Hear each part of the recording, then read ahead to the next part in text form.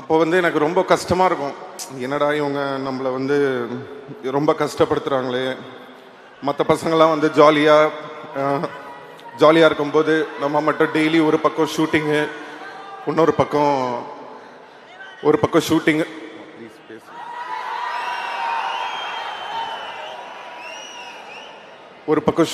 ஒரு பக்கம் வந்து படிக்கணும்.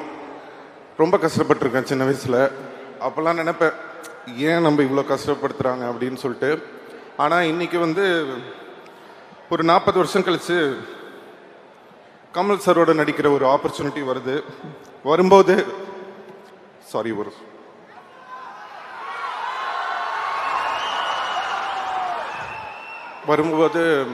எல்லாரும் சொல்கிறாங்க, சிம்பு வந்து சின்ன வயசுலேருந்தே ரொம்ப இந்த சினிமாவில் வந்து அவருக்கு பாடத் தெரியும், ஆடத் தெரியும் எல்லாமே சொல்லும்போது அதுக்கு எல்லாமே காரணம் என்னோட அப்பா அம்மா. அவங்க தான். தேங்க்யூ அம்மா, தேங்க்யூப்பா. யார் வரப்போறாங்கன்னு சொன்னா நம்ம பேசுறதே கேட்காது விஜய். இவர் ஒத்த விரல காட்டி எல்லாரையும் ஒன்னாக்குவாரு. எனக்கு பலம் என் ரசிகன் தான் எப்பவுமே சொல்லிட்டே இருப்பாரு. வேர் இஸ் த பார்ட்டி அப்படின்னு யாராவது கேட்டா தன்னோட படங்கள் மூலமா தமிழ்நாட்டுக்கே பார்ட்டி வைக்கிறவரு. ஒவ்வொரு முறையும் அவரே ஜெயிச்சு அவரே செதுக்கி அடுத்தடுத்த தளத்துக்கு போகக்கூடியவர். எல்லா தருணத்திலையும் ரசிகளோட மனசுன்ற சிம்மாசனத்தில் உட்கார்ந்துருக்கும் ஒரு மிகப்பெரிய அரசன். எப்பவுமே சொல்லுவாங்க எஸ்டிஆர்னா ஸ்ட்ரிக்ட்லி அன்ஃபில்டர்னு.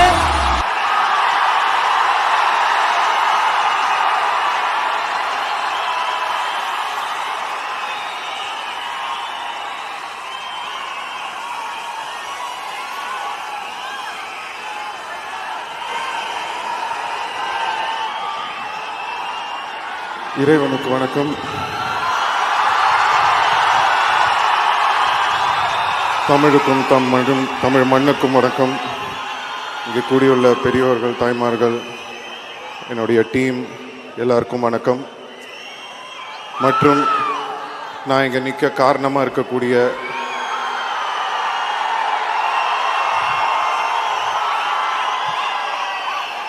என் ரத்தமான ரசிகர்களுக்கு வணக்கம்.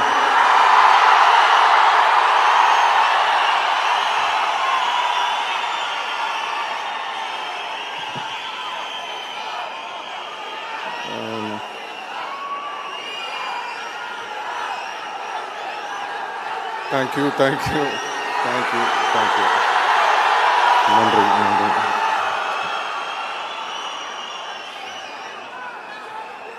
லவ் யூ மா, love you. Thank you. First Madras Talkies அவர்களுக்கு என்னுடைய நன்றியை தெரிவிச்சுக்கிறேன். Thank you Siva sir, means a lot. And thank you Suhasini ma'am, ரொம்ப thanks. Nithya ma'am, thank you so much. And Raj Kamal, Mahendran sir, thank you for this film. And Disney, உங்களோட heart ஒர்க்குக்கு hats off. Thank you. Red Giant இந்த படத்தை release பண்ணுறாங்க. Thanks to Udhayana. Thank you. Senbagamoorthy sir, thank you. All our assistant directors, crew members, managers, whole team எல்லாருக்கும் நன்றி. Thank you so much. எங்களோட costume designer Rekha, thank you for a fantastic costumes for me. Art director Sharmistha ma'am, editor sir Sreekar Prasad sir, and stunt master Anbariv master, thank you master. நான் நிறையா stunt masters பார்த்துருக்கேன். எல்லோரும் ஒரு விஷயத்தில் வந்து ரொம்ப சூப்பராக பண்ணுவாங்க. சில பேர் வந்து ஃபைட் சூப்பராக இருக்கும், இல்லைனா வந்து அவங்க பேசலாம். தேங்க்யூ.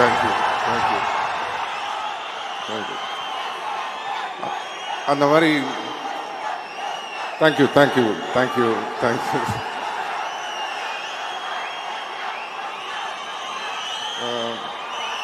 ஸோ எல்லா மாஸ்டர்ஸ்கிட்டையும் ஒரு தனித்தனியாக ஒரு விஷயம் பார்ப்போம். அது எல்லாமே சேர்ந்து ஒரு மாஸ்டர்ஸ் கிட்ட நான் பார்த்தது அன்பறிவு மாஸ்டர் கிட்ட தான்.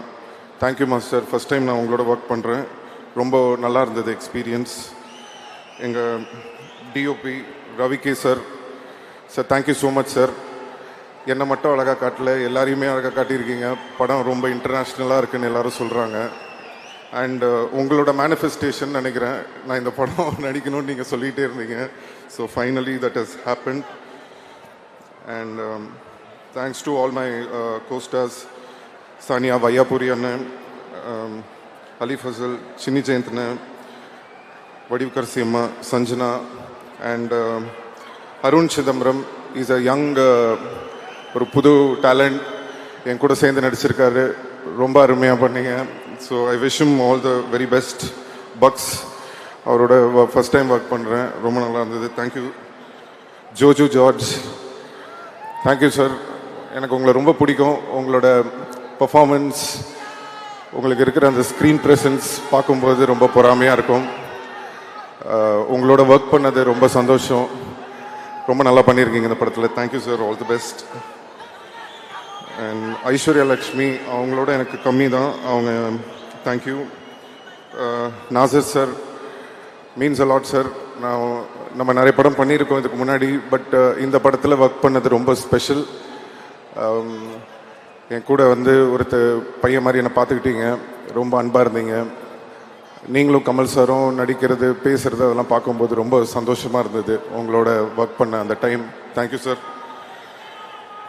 Abirami ma'am, super. இந்த படத்தில் வந்து கண்டிப்பாக உங்களோட பர்ஃபார்மன்ஸ் எல்லோரும் பேசுவாங்கன்னு நான் நம்புகிறேன். ரொம்ப அருமையாக பண்ணியிருக்கீங்க. Welcome back to Tamil cinema. We missed you. And Ashok Selvan, ஒரு சச் அ கிரேட் டேலண்ட், ஒரு தம்பி மாதிரி. அவர் இன்னும் நிறைய படங்கள் பண்ணணும். அவருக்கு ஒரு அருமையான ஒரு டேலண்ட் இருக்குது. கண்டிப்பாக ஒரு மிகப்பெரிய ஆள். அவர் கண்டிப்பாக ஃப்யூச்சரில் வருவார். இந்த படத்தில் எங்களுக்கு கம்மியான சீன்ஸ் தான் கிடச்சிது, பட் இருந்தாலும் ஒர்க் பண்ணுறதுக்கு ரொம்ப அருமையான ஒரு மனிதர். ஐ wish him all the very best.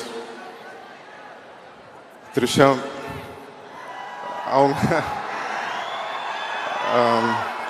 அவங்களும் நானும் வினை தாண்டி வருவாயா பண்ணியிருந்தோம். அதுக்கப்புறம் நிறைய எக்ஸ்பெக்டேஷன், அதுவும் இந்த படத்துக்கு வந்து ரொம்ப எக்ஸ்பெக்ட் பண்ணிகிட்டு இருந்தாங்க. பட் ட்ரெய்லரை பார்த்து நீங்கள்லாம் கொஞ்சம் ஷாக்காக இருப்பீங்கன்னு நினைக்கிறேன்.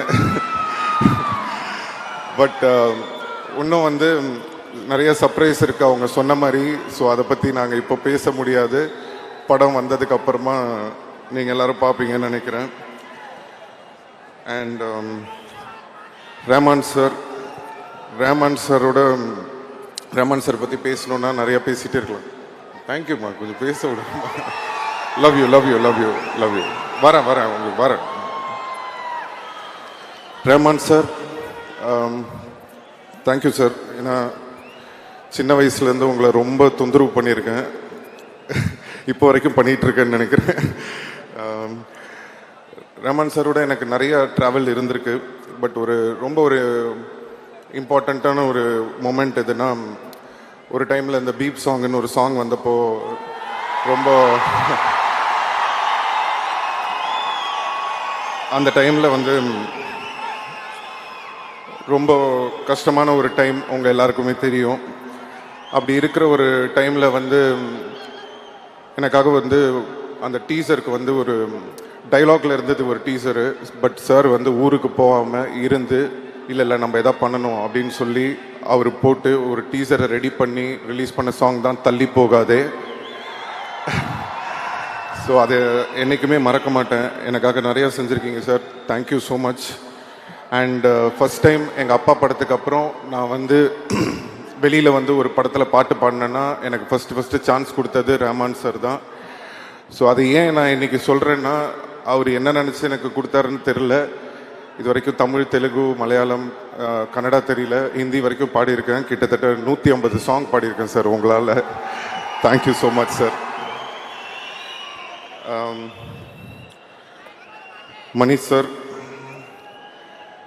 மணி சாரை பற்றி சொல்லணுன்னா, அவங்க யாருக்கும் தெரியாத ஒரு விஷயம் இருக்குது. அது என்னென்னா, அஞ்சலின்னு ஒரு படம் எடுத்தார் மணி சார். அந்த அஞ்சலி படத்தில் வந்து ஒரு படம் ஃபுல்லாகவே சின்ன பசங்களாம் நடிச்சிருப்பாங்க. அப்போ வந்து அந்த அஞ்சலி பாப்பாவோட பிரதராக வந்து ஒரு சின்ன பையன், தெலுங்கு ஆக்டர் அவர் வந்து சார் வந்து மணி சார் வந்து காஸ்ட் பண்ணியிருப்பார்.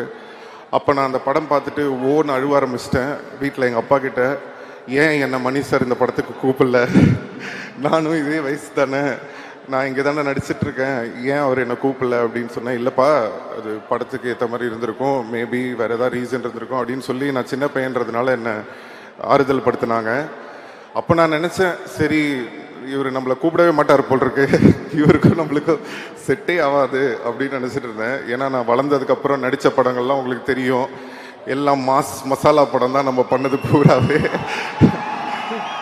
ஸோ அப்படி இருக்கிற ஒரு டைமில் வந்து உங்கள் எல்லாருக்குமே தெரியும், என் மேலே இந்த ரெட் கார்டெலாம் போடுற மாதிரி ஒரு சிச்சுவேஷன் வந்தது.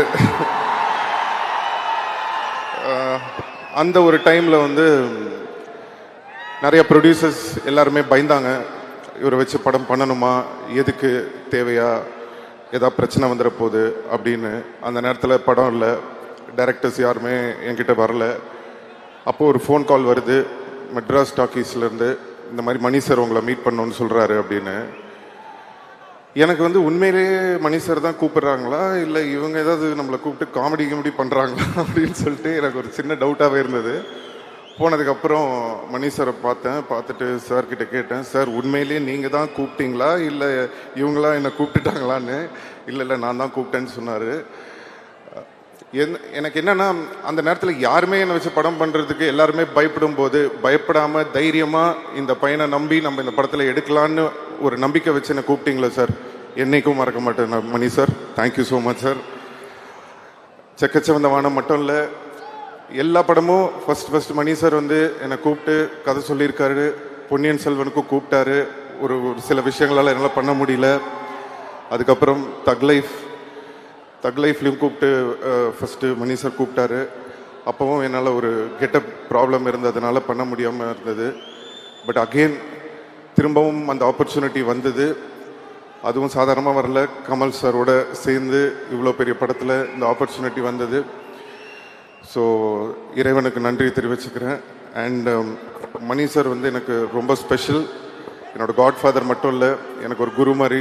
தேங்க்யூ சார், இந்த ஒரு மிகப்பெரிய ஒரு ஆப்பர்ச்சுனிட்டி இந்த படத்தில் இப்படி ஒரு கேரக்டர் கொடுத்ததுக்கு நான் என்றைக்குமே மறக்க மாட்டேன். Thank you so much.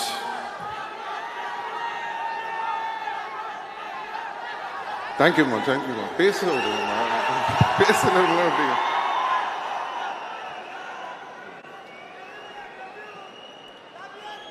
Love you. Kamal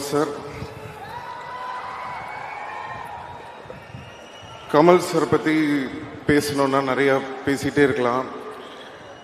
but என்னன்னா, அவர்கிட்ட கற்றுக்கிறதுக்கு நிறையா இருக்கும் அப்படின்னு நம்ம சொல்லும்போது ஒரு குருவாக நம்ம அவரை பார்க்குறோம். பட் கமல் சார் சொல்கிறாரு, no, I am still a student அப்படின்றாரு. ஸ்டூடெண்ட்டாக இருந்தாலும் திறமையான ஸ்டூடெண்ட் கிட்ட, ஒரு பயங்கரமான ஸ்டூடெண்ட் கிட்ட கற்றுக்கிறதுல தப்பே இல்லை சார். நீங்கள் ஸ்டூடெண்ட்டாக இருந்தாலும் நாங்கள் உங்ககிட்ட தான் கற்றுப்போம். இந்த படத்தில் வந்து ஒரு சீன் இருக்குது, மணி சார் கோச்சிக்க மாட்டாருன்னா நான் சொல்கிறேன். ஸோ என்னன்னா, நீங்கள் பார்த்துருப்பீங்க, அந்த மழையில் வந்து கொடை பிடிச்சிட்டு அந்த 16 அடி பாஞ்சா அந்த ஒரு சீன் ஷூட் பண்ணிகிட்டு இருக்கோம். அந்த சீன் ஷூட் பண்ணும்போது மணி சார் வந்து என்கிட்ட சொல்கிறாரு, இந்த மாதிரி ஒரு டைலாக் இருக்குது, இது இப்படி பேசிடுங்கன்னு. அது என்னன்னா, நான் வந்து கமல் சார் மாதிரி அவர் வாய்ஸில் அவரை இமிட்டேட் பண்ணி பேசணும். ஸோ எனக்கு என்னென்னா, சரி ஓகே, பட் கமல் சார் பக்கத்தில் இருக்காரு, அவரை வச்சுக்கிட்டு எப்படிடா நம்ம அவரை மாதிரி பேசுறது, இவர் வேற இப்படி சொல்கிறாருன்னு சொல்லிட்டு சரி சார் சொல்லிட்டு டேக்கு போயிட்டாரு சார். போனதுக்கப்புறம் நாங்கள் நின்றுட்டுருக்கேன், ஆக்ஷன் அப்படின்னோன்னா இந்த மாதிரி அப்படின்னு டைலாக் பேசாமல் ஒரு மாதிரி மஃபில்டாக பண்ணிட்டேன். அங்கேருந்து மணி சார், ஏய் சிம்பு அப்படின்ட்டு கத்திட்டு ஓடி வர்றாரு. ஐயோ மாட்டி விட போகிறார் போல் இருக்கு அப்படின்ட்டு இப்படி யோசிச்சுட்டு இருக்கேன். கிட்ட வந்துட்டு, ஏன் பேச மாட்டேங்கிற டைலாக்ன்றாரு. சார் இல்லை சார், டப்பிங்கில் பார்த்துக்கலாம் சார், எப்படி சார் கமல் சார் முன்னாடி அவரை மாதிரி அதெல்லாம் இல்லை, நீ பேசுன்னு சொல்லி நேராக போய் கமல் சார் கிட்ட சொல்லிட்டாரு. அவர் வேற என்ன பார்க்குறாரு, சரி என்னடா அது முன்னாடி இப்படி பண்ண சொல்கிறாருன்னு. அப்புறம் கமல் சார் வந்து, நீங்கள் நம்ப மாட்டீங்க, இப்படி பண்ணுங்கன்னு அவர் எனக்கு சொல்லி கொடுத்தாரு. அதுக்கப்புறம் அந்த மாதிரி பண்ணேன். ஒரு டாஷும் வேணாம் போடா அப்படின்னு சொல்லி அந்த டைலாக் வரும்.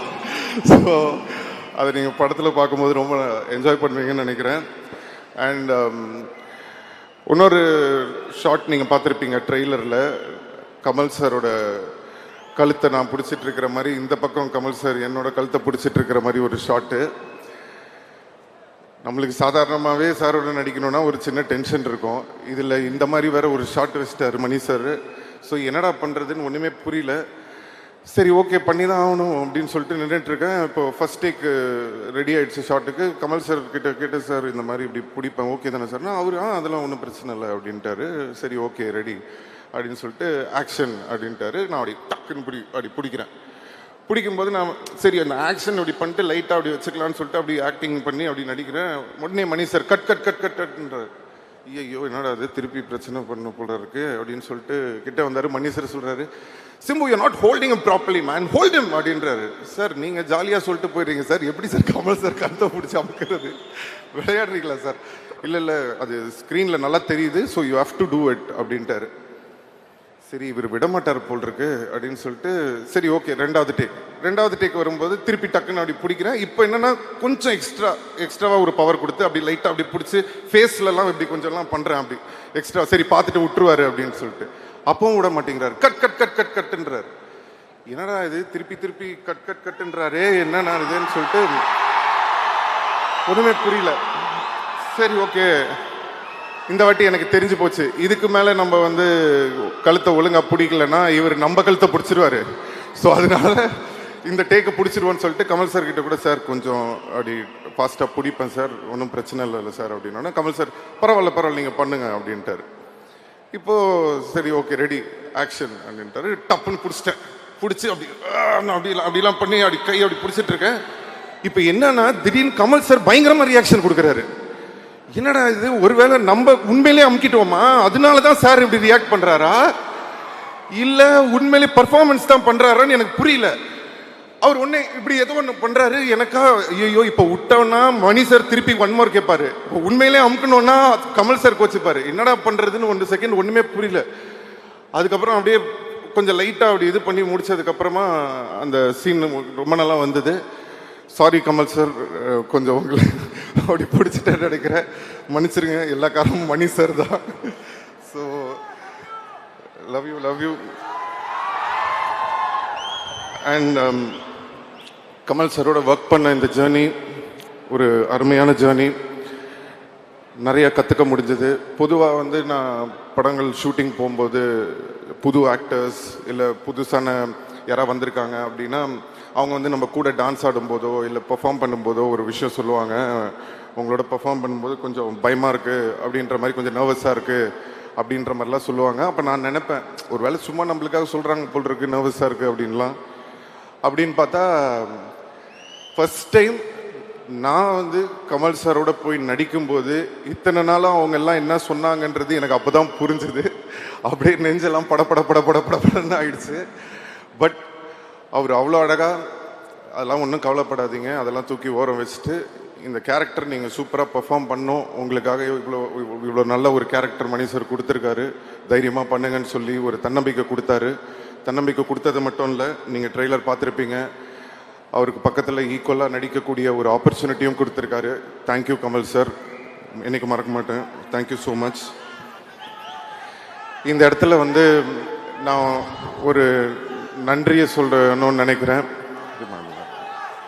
இந்த இடத்துல கொஞ்சம் நான் என்னுடைய தந்தை திரு டி ராஜேந்தர் அவர்களுக்கும் உஷா ராஜேந்தர் அவர்களுக்கும் இங்கே நான் வந்து நன்றி சொல்ல கண்டப்பட்டிருக்கேன்.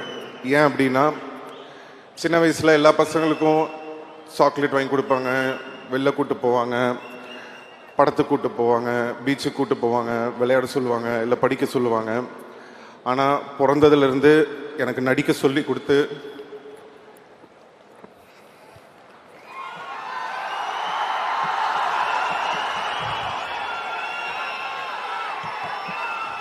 பிறந்ததுலேருந்து எனக்கு நடிக்க சொல்லி கொடுத்து அப்போ வந்து எனக்கு ரொம்ப கஷ்டமாக இருக்கும். என்னடா இவங்க நம்மளை வந்து ரொம்ப கஷ்டப்படுத்துகிறாங்களே. மற்ற பசங்களாம் வந்து ஜாலியாக இருக்கும்போது நம்ம மட்டும் டெய்லி ஒரு பக்கம் ஷூட்டிங்கு, இன்னொரு பக்கம் ஷூட்டிங்கு.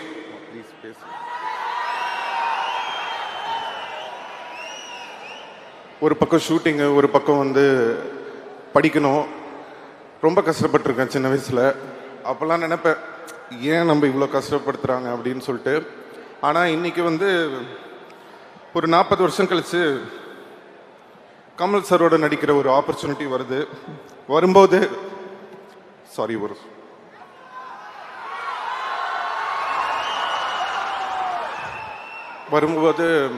எல்லாரும் சொல்கிறாங்க, சிம்பு வந்து சின்ன வயசுலேருந்தே ரொம்ப இந்த சினிமாவில் வந்து அவருக்கு பாடத் தெரியும், ஆடத் தெரியும் எல்லாமே சொல்லும்போது அதுக்கு எல்லாமே காரணம் என்னோட அப்பா அம்மா.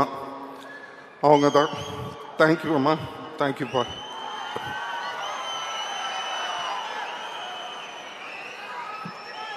ஸோ இன்னைக்கு வந்து எங்கள் அப்பாவை நான் வர வேணான்னு சொன்னேன் இந்த ஆடியோ லான்ச்சுக்கு. ஏன்னா அவர் எமோஷ்னல் ஆகிடுவார் அப்போ அப்படின்னு நினச்சிட்டு அவரை வர வேணான்னு சொன்னேன். கடைசியில் இப்போ நான் எமோஷ்னல் ஆகிற மாதிரி ஆயிடுச்சு. சாரி.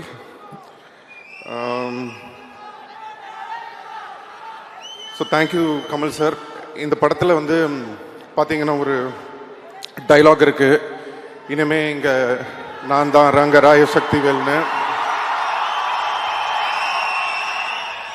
அந்த டைலாக் வந்ததுக்கு அப்புறமா சோஷியல் மீடியாவில் எல்லா இடத்துலையும் வந்து நான் ஒரு விஷயம் பார்க்குறேன். கமல் சாருக்கு அப்புறம் இவர் தான் அந்த இடத்த பிடிக்க போகிறாரு. ஸோ கமல் சார் வந்து இவருக்கு அந்த இடத்த வந்து இது பண்ணியிருக்காரு அப்படின்லாம் சொல்கிறீங்க. நான் வந்து ஒன்று சொல்லணும்னு ஆசைப்பட்றேன். தேவர் மகன்னு ஒரு படம் இருக்குது. அந்த தேவர் மகன் படத்தில் வந்து சிவாஜி சாரும் கமல் சாரும் நடிச்சிருப்பாங்க. அப்போது சிவாஜி சார் கூட கமல் சார் நடித்ததுனால it doesn't mean Sivaji sir இடத்துல போய் கமல் சார் உட்காந்துக்கிட்டாருன்னு அர்த்தம் கிடையாது. ஃபஸ்ட்டு அதை நம்ம புரிஞ்சுக்கணும். அதோட அர்த்தம் என்னன்னா, சிவாஜி கணேசன் சார் அவர் ஒரு மிகப்பெரிய லெஜண்ட். அவர் இடத்த யாராலையும் பிடிக்க முடியாது. அவருக்குன்னு ஒரு இடத்த அவர் வந்து கிரியேட் பண்ணி வச்சிட்டார். ஆனால் அதே மாதிரி கஷ்டப்பட்டு உழைச்சி நடித்து நெட்டையா குட்டையா அழகா அசிங்கமாக விதமான கேரக்டர் நம்ம யோசிச்சு கூட பார்க்க முடியாத அளவுக்கு அவ்வளோ உழைப்பை போட்டு கஷ்டப்பட்டு தான் அவர் அந்த இடத்துக்கு வந்தாரே தவிர சும்மா அப்படி வந்து அவருக்கு அப்புறம் நான் அவர் உட்காரல. அதுதான் நம்ம உலகநாயகன் கமல் சார். ஸோ யாரோட இடமும் யாருக்கும் அப்படி ஈஸியாக கிடச்சிடாது, அதுக்காக உழைக்கணும். ஸோ இந்த படத்தில் வந்து கமல் சாருக்கு வந்து என்ன பண்ணியிருக்காரு அப்படின்னு நான் அந்த டைலாக்கை நான் எப்படி பார்க்குறேன் அப்படின்னு சொன்னால், கமல் சார் ஒரு இன்டர்வியூவில் சொல்லியிருந்தாரு, இனிமே வர ஜென்ரேஷனுங்க என் மேலே ஏறி போங்க, என் ஷோல்டரில் நீங்கள் நில்லுங்க, என் ஷோல்டர்லேருந்து நான் உங்களை தூக்கி விடுறேன்னு. சார், நான் உங்களை ஒரு ஏணிப்படியாக தான் சார் பார்க்குறேன்.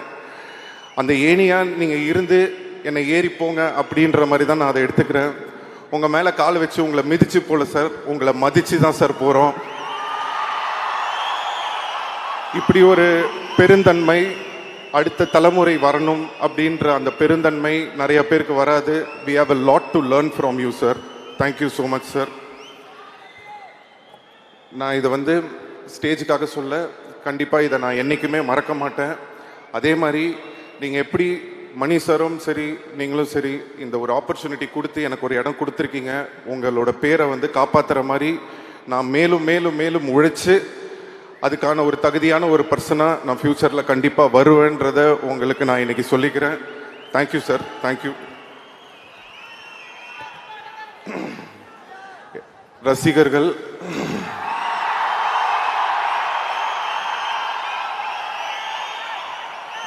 நான் சொல்லியிருந்தேன் உங்களை கண்டிப்பாக பெருமைப்படுத்துகிற மாதிரி இனிமேல் நடந்துப்பேன்னு சொல்லி.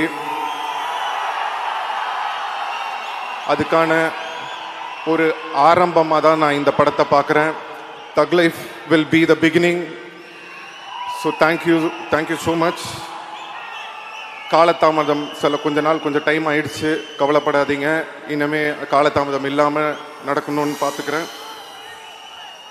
எல்லாரும் கேட்பாங்க, உங்களுக்கு எப்படி சார் இவ்வளோ லாயலான ஃபேன்ஸ் இருக்காங்க அப்படின்னு சொல்லி.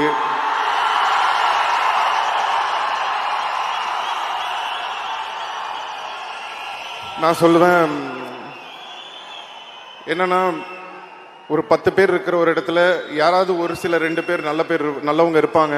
அப்படி ஒரு சில நல்லவங்க இருக்கிறதுனால தான் இந்த உலகம் இன்னைக்கும் இயங்கிக்கிட்டு இருக்கு. அந்த மாதிரி அந்த ஒரு சில நல்லவங்க வந்து என் ரசிகராகவும் இருக்கிற ஒரு ஆப்பர்ச்சுனிட்டி எனக்கு கிடைச்சது. அப்படிப்பட்ட ஒரு நல்ல உள்ளங்கள் எனக்கு ரசிகர்களாக கிடைச்சதுக்கு நான் இறைவனுக்கு நன்றியை தெரிவிச்சுக்கிறேன்.